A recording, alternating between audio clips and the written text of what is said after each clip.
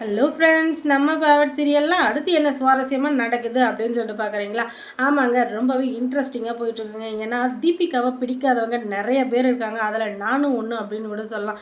ஏன்னா தீபிகா என்னைக்கு வந்தாலோ வந்த அன்னைக்கு வந்து அப்படியே ஒரு பேடு வைப்ரேஷன், பேடு இம்ப்ளிமெண்ட் எல்லாமே பார்க்கறதுக்கு பயங்கர கொடூரமாக இருக்குது.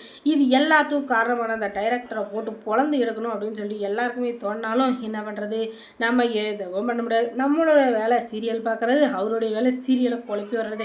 அவர் இன்னும் எத்தனை வருஷத்துக்கு இதே எபிசோடில் முக்குன்னு முக்கின்னு எத்தனை நாளைக்கு தான் அரைச்சமாகவே அரைக்கிறாருன்னு நானும் பார்க்குறேன். நீங்களும் பார்த்துக்கிட்டே இருங்க. என்னைக்கு தான் வீடியோக்களை வரப்போதோ தெரியல. ஆனால் ஆக மொத்தம் சுடரோட கொலைக்கேஸை கண்டுபிடிக்க போகிறதுல மட்டும் தெரிஞ்சு போச்சு. யார் தான்ப்பா கொலை பண்ணது, அதை வச்சு சொல்லி தொலைங்க அப்படின்னு சொல்லிட்டு பார்த்தீங்கன்னா, கண்டிப்பாக சுடரோட கொலைக்கும் அந்த தினேஷோட கொலைக்கும் எல்லாத்துக்குமே ஒரு சம்மந்தம் இருக்குது. அதனால இதை வந்து நடுவில் கொண்டு வந்திருக்காங்க. அதுக்கப்புறம் இந்த தீபிகா இருந்துக்கிட்டு அதை பற்றி ரொம்ப டீப்பாக ஆராய்ச்சி பண்ணிகிட்டு இருக்கப்ப பின்னாடியே போய் இந்த நாகு வந்துக்கிட்டு அவள் யார், எங்கேருந்து வந்திருக்கா, எதுக்காக இப்படிலாம் பண்ணுறா அப்படின்னு சொல்லிட்டு அவங்க யோசிக்கிறாங்க. அப்போ தான் தெரிய வருது, ஏற்கனவே இவள் வந்து இவன் மல்லி மேலே கோவத்தில் இருந்தா அப்படின்னு சொல்லிட்டு. இருந்தாலும் இவளுடைய எண்ணம் முழுக்க எதில் இருக்குது அப்படின்னு சொல்லிட்டு பார்த்தீங்கன்னா, மல்லியை கொலை பண்ணணும், மல்லியை பழி வாங்கணும். இதுதான் அவளுடைய முழு எண்ணமாக இருக்குது. அதனால் இவள் உயிரோடு இருக்கிற வரை ஏன் நாத்தனாரை ஒழுங்காக வாழ விட மாட்டா, அவளை சந்தோஷமாக இருக்க விட மாட்டா.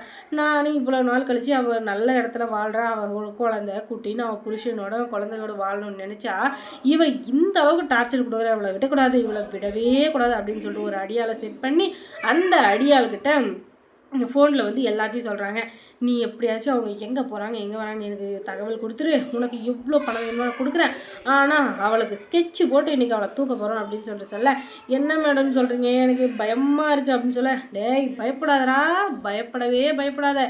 இந்த மாதிரி வேலையெல்லாம் ஃபர்ஸ்ட் டைம் செய்கிறப்ப தான் ரொம்ப பதட்டமாகவும் பயமாக இருக்கும், அதுவே போக போக பழகிடும் அப்படின்னு சொல்லிட்டு இவங்க டைலாக் சொல்ல, என்ன மேடம் நிறைய சம்பவம் பண்ண அனுபவமும் அப்படின்னு சொல்லிட்டு கேட்க, சம்பவம் எல்லாம் பண்ணலடா, இருந்தாலும் ஒரு நல்ல விஷயம் நடக்கணும்னா அதுக்காக 4 கெட்டது பண்ணுற தப்பு இல்லைல்ல அப்படின்னு சொல்ல, சரிங்க மேடம் அப்படின்னு சொல்லிட்டு இந்த தீபிகா வந்து போலீஸ் ஸ்டேஷன்லேருந்து வேறு எங்கேயோ விஷயத்துக்காக போயிட்டுருக்காங்க. பின்னாடியே வந்த ஆள் வந்து எல்லா இன்ஸ்ட்ரக்ஷனும் கொடுக்க அந்த இடத்துக்கு இவங்க வர, அவங்க ஹாஸ்பிட்டலில் ஏதோ ஒரு நர்ஸ் கிட்ட பேசிகிட்டு இருக்காங்க. அது வந்து மல்லிக்கு எதிரான ஒரு ஆதாரத்தை திரட்டி கொடுக்கணும் அப்படின்னு சொல்லிட்டு அந்த நேரத்தில் இவங்க வந்து ஐசியூக்குள்ளே போய் அவங்களுடைய சொந்தக்காரங்க யாரையோ பார்க்க போகிறாங்க. அங்கே வச்சு இவங்களை பொழந்து கட்டிக்கணும் அப்படின்னு சொல்லிட்டு ஒரு உருட்டு கட்டை எடுத்துக்கிட்டு பின்னாடியே போகிறாங்க.